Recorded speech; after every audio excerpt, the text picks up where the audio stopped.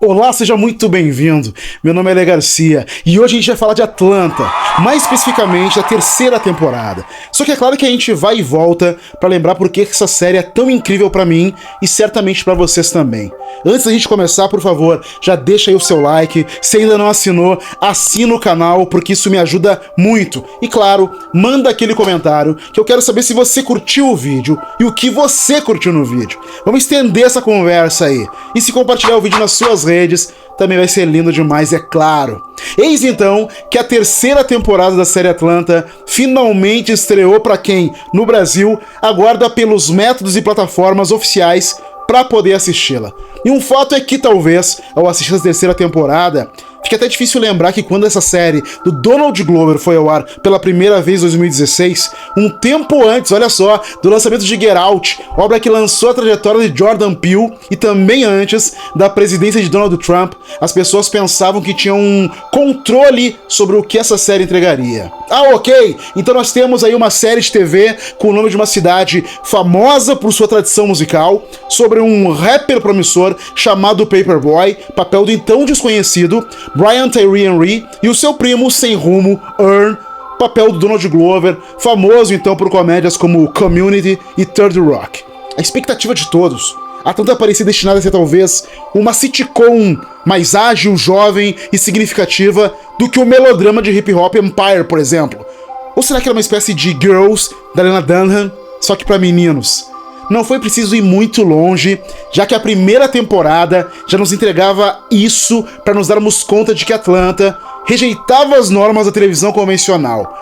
Desde o início, Atlanta fundiu uma estética visual forte e muito nítida, com uma sensibilidade criativa extremamente inventiva, na qual tudo parece possível a partir de um pano de fundo de fácil sinopse. Então o que Atlanta faz é apresentar um enredo abrangente, com momentos e episódios que examinam detalhes menores da história, ou elementos que você nem esperava que estivessem na história, ou, e isso é mais importante, elementos que constroem um grande arco teórico para aquela temporada. Lembra do seguinte, já na primeira temporada, você tem um episódio premiado, Bam, contado como meia hora de programação de uma rede de notícias fictícia, e você tem Ted Perkins na segunda temporada. São episódios que existem fora da linha de visão direta de Earn, Paperboy e companhia, mas que contribuem para uma sensação do que é a Atlanta desses personagens. Uma cidade próspera, multifacetada no centro da indústria cultural da América, com muitas possibilidades, mas também muita estranheza, onde o potencial para tragédia, para violência repentina ou uma expressão de dor paira intrigantemente no ar. Para a terceira temporada, o que nós esperávamos, pelo que foi apresentado nos trailers e nos diversos artigos, era: Paperboy é o headliner de uma turnê europeia, e quando o rapper acaba numa prisão holandesa, onde ele é tratado como um rei, o Earn consegue facilmente um adiantamento de 20 mil euros para pagar sua fiança. Então passaram-se 6 anos no tempo dramático de Atlanta, embora tenham se passado 4 para nós, entre uma temporada e outra. O Paperboy não mora mais numa casa toda ferrada, não vende drogas para complementar sua renda. Ele é um rapper que acende e acende há 6 anos. E ele e todo mundo à sua volta tá usando Gucci, Prada, Chanel. O Earn é um manager com as preocupações e conquistas de um manager de um rapper bem-sucedido. Então as explorações a serem feitas na terceira temporada de Atlanta claramente são outras. E Atlanta faz isso muito bem. Faz isso misturando drama, sátira, crítica, humor, noir à la David Lynch e muitas vezes o horror. E para alcançar esse objetivo na terceira temporada, os criadores usam o recurso de episódio de abertura sem nenhum dos membros habituais do elenco. Isso é uma técnica que o programa já usou e que nos estabelece como essa série constrói esse grande arco teórico em cada temporada, como eu falei há pouco. Resumindo, Donald Glover e sua equipe não querem só contar a história linear de ascensão de um rapper negro, querem registrar um mal-estar, uma incompreensão branca sobre a vida negra. Um desejo branco de reformar ou refazer a negritude para algo que eles possam desfrutar. Bem, eu poderia ficar aqui o dia, a noite inteira, mas vamos seguir em frente. Você lembra como a temporada Robin Season terminou? Com a arma escondida e um destino ruim evitado, e toda a trupe embarcando por uma turnê pela Europa? Só que lembrar disso importa. O que nós aprendemos é que desde a estreia de Atlanta, em 2016, a série vem nos treinando para fugir da lógica narrativa. Ao longo dos anos, a premissa de Atlanta, que usa como pano de fundo o crescente estrelato do Paperboy, um cada vez mais melancólico rapper, auxiliado por seu primo e manager Earn, vai mais e mais fundo. Depois de todos esses anos, sem a gente ter notícias, além de um ou outro boato que nós captávamos por alguns sites, Atlanta voltou, e voltou com o primeiro episódio de uma comédia sombria que lembrou os telespectadores que esperem sempre o inesperado. Pois bem, a introdução da terceira temporada, intitulada Três Tapas, é assim. Nós vimos um homem branco e um homem negro pescando juntos num lago à noite. E o homem branco diz ao negro que a água é assombrada, que uma cidade negra embaixo deles havia prosperado, e então foi inundada por um governo branco, como punição por desafiar a ordem hierárquica. E a história é uma alusão a Lake Lanier, 80 quilômetros a nordeste de Atlanta, que realmente esconde sob suas águas um local chamado Oscarville, uma antiga comunidade negra próspera, transformada em uma cidade fantasma pelos cavaleiros noturnos da Ku Klux Klan. Porque é assim que Atlanta é. Quando você pensa que tá assistindo a uma comédia excêntrica, ela te pega como uma mão morta saindo de um lago assombrado e te lembra do horror absurdo que espreita embaixo, para te falar da maneira mais impactante e incrível que a televisão é capaz de produzir sobre o esquecimento obstinado da América em relação à sua própria história de violência racial. É o cara branco que nos diz no barco. Ser branco tem a ver com o lugar onde você está e quando está lá. E aí esse horror que não mostra nenhum dos personagens habituais, ainda naquele momento, se torna o sonho do qual o jovem garoto negro Loquarius acorda, de uma soneca em plena aula.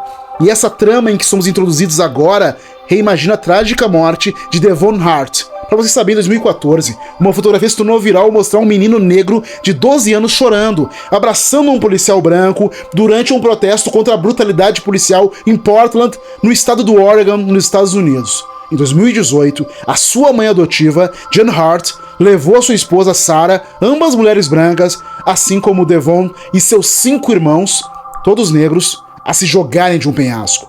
É um conto chocante, e essa abertura, sem nenhum dos membros habituais do elenco, é uma técnica que o programa já usou e que nos estabelece a forma como essa série se constrói em cada temporada.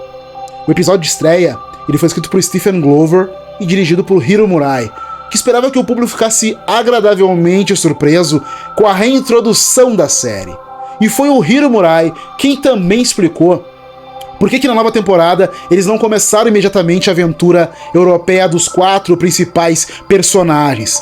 Ele disse que, no fundo do coração, eles são um pouco trolls, pois eles sabiam que as pessoas queriam ver logo as aventuras da trupe na Europa, mas que há algo bom em ter que esperar apenas 35 minutos a mais antes de ver isso. O Donald Glover já falou que Atlanta é um ponto de vista. É uma cidade, mas é também o que fez dele e do seu irmão Stephen serem quem eles são. E embora a sociedade em geral possa ser previsível, os fãs dessa série, 5 vezes, não esqueçamos, vencedora do Emmy, sabem que Atlanta é tudo menos igual. Não à toa, o Donald Glover certa vez escreveu Atlanta como uma Twin Peaks com rappers. E depois dessa introdução impactante, no segundo episódio nós já somos transportados para Amsterdã. Nós estamos de volta com o elenco de sempre, em turnê. E Atlanta aprimorou a sua sensibilidade de forma tão aguda que não precisa mais da sua cidade titular para significar o mal-estar de Paperboy. Atlanta pode ser Atlanta em qualquer lugar. Então por que Europa e Amsterdã em particular? Os criadores do programa disseram que a terceira temporada é sobre a maldição da brancura. Mas os criadores de Atlanta querem fazer mais do que dizer que os brancos são maus. Eles querem explorar como a raça ficou tão quebrada. Em Amsterdã, Earn e Paperboy são assombrados pelo Zwarte Piet, uma tradição holandesa de blackface. Mas é essa proliferação de rostos negros que acaba salvando Earn quando, num caso de confusão de identidade, um homem branco com o rosto pintado leva uma surra de alguém que estava perseguindo Earn. Em outro lugar, a Van e o Darius assistem ao suicídio assistido de um homem negro que pode ou não ser o Tupac. Mas nessa temporada nós temos o Paperboy definitivamente com uma coisa mais próxima de um protagonista. Ele é um rapper E que tipo de artista moderno representa melhor o choque entre autenticidade e performance, entre mercantilização e resistência, do que um rapper? O Paperboy pode ser um gangster se precisar ser, como quando ele ataca com uma serra elétrica a árvore de um bilionário branco que foge sem pagar sua dívida de poker. Mas Paperboy, ele é pura dúvida e questionamento. Talvez, em troca da fama e da riqueza, ele tenha caído em um mundo de artificialidade. Ele questiona também se seus amigos realmente se preocupam com ele ou apenas com a segurança financeira que ele agora lhes traz. Ele é incapaz de se relacionar com seus fãs adolescentes, sedentos por influência, que podem querer matá-lo tanto quanto querem tirar uma selfie com ele. O pior de tudo, ele questiona a sua figura de rapper devido a um prolongado bloqueio.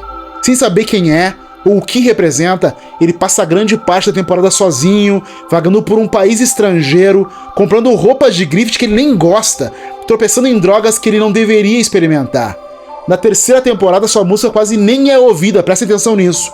Em uma cena estranhamente comovente, envolvendo um fã branco enlouquecido, o Paperboy faz um solilóquio sobre quem ele é. Ele diz: "É como se eu não soubesse mais o que é bom ou ruim. Onde quer que Atlanta vá, ela girará em torno do medo da fraude que assola esse artista ou não artista negro." Recém estamos no segundo episódio, presta atenção, e a poderosa segurança da sua estreia, bem como a profunda preocupação em parecer desconfortavelmente duro, questionador e encontrar comédia sombria e a tristeza bizarra da vida americana, é exatamente o que torna essa série mais uma vez ótima. É natural que para alguns, talvez, esses episódios fabulares, que parecem independentes da linha narrativa principal, criem uma sensação de instabilidade. Mas talvez Atlanta sempre tenha sido assim. Muito mais ambígua do que nós fomos condicionados a acreditar, sedentos que nós somos de sinopses lineares, com cliffhangers, com começo, meio e fim. Mas é importante perceber como esses episódios, independentes, apesar de variarem muito em tom e história, são tematicamente ligados e criam esse arco teórico de temporada. Não só o primeiro, mas também aquele no qual um homem branco descobre que é descendente distante de proprietários de escravizados e questiona que direito ele tem de ser prejudicado com os pedidos de reparação financeira que estão em pleno curso, tirando toda a fortuna dessas pessoas brancas. Em outro episódio, um casal rico de Manhattan é forçado a ver a babá caribenha do seu filho, uma mulher chamada Sylvia, como uma pessoa, depois de comparecer ao seu funeral. Eles lutam para explicar a sua ausência para o seu filho, Sebastian. Eles também lutam para aceitar o quão próximo o Sebastian se tornou da Sylvia. O episódio pode funcionar como um comentário político, oferecendo argumentos sobre a terceirização da maternidade na economia racializada da classe alta da cidade de Nova York. Por fim, mais um desses episódios independentes, salpicados entre um episódio e outro, costurando a trama principal, nós temos um garoto birracial que alterna entre essas duas personas, lutando para se sentir totalmente confortável em qualquer uma delas. Essas fábulas geralmente terminam com mais perguntas do que respostas, e isso é certamente planejado. Isso porque as nossas identidades são sempre mais fluidas, muito mais ambíguas do que nós somos condicionados a acreditar ou que querem nos impugnar. Mas como eu disse anteriormente, se prepare porque definitivamente essa temporada tocou de maneira potente na figura do Paperboy. E o episódio intitulado New Jazz não é apenas um dos melhores da série por seu senso de humor, mas por como se concentrou em cada vez mais atuação desse notável Brian Tyree Henry como esse enigmático artista. Esse episódio vocês vão identificar é parte de uma trajetória de episódios que foram espalhados ao longo da série e que revelam o que incomoda o rapper por trás de toda a sua faceta de rapper. Especificamente, os episódios que sempre mais se destacaram em mostrar isso foram o 5º e o 8º da segunda temporada, Barbershop e Woods. Unindo todos eles está, claro, o incrível senso de presença, de vulnerabilidade que o Brian Tyree Henry transmite como ator. Um elemento da série que certamente não seria o mesmo sem ele. Isso torna uma das melhores partes de Atlanta e um dos melhores atores para admirarmos hoje, por tudo que ele consegue fazer, mesmo nos momentos mais simples. Aliás, para quem não viu a performance dele, pela qual ele foi indicado ator coadjuvante no Oscar, sugiro que você assista o mais rápido possível ao filme Passagem. Nesse episódio, New Jazz, nós vemos Paperboy e o Darius decidindo fazer uma pequena viagem. E por viagem entenda uma perambulação pela cidade de Amsterdã, mas também o uso daquilo que o Darius chama de aparelhos de expansão espiritual, que é a maneira tímida dele se referir às drogas. Especificamente, é o que ele explica ser um bolo espacial nepalês, uma mistura de maconha com mel alucinógeno nepalês. Ou pelo menos é o que ele pensa que é, pois ele não tem muita certeza. Depois de inicialmente vagar pacificamente quando esperava a droga fazer o efeito, o Paperboy acaba se separando do Darius, tendo seu dia interrompido por um grupo de jovens cada vez mais agressivo que o aborda na rua, forçando o Paperboy a se esconder em um prédio para escapar. É uma reminiscência do que aconteceu em Woods, quando ele foi roubado pelas crianças e teve que fugir para a floresta enquanto era alvejado. Isso provavelmente estava no fundo da mente de Paperboy, algo que o Henry transmite na maneira imediata como ele tenta fugir antes que algo semelhante possa acontecer com ele novamente. E esse é apenas o começo da sua viagem cada vez mais ruim, algo que a série transmite com um senso de realidade que dá ao ator todo o espaço que ele precisa para brilhar, evitando aquela distorção típica dos visuais de filmes e séries para indicar que um personagem tá ficando chapado. Em vez disso, nós focamos no seu estado emocional, à medida em que precisa se refugiar em uma galeria de arte e conhece uma estranha chamada Lorraine, sempre o desafiando nas suas maiores inseguranças e medo. Nós vemos, através da postura, do tom de voz, de olhares, como o Paperboy é vulnerável.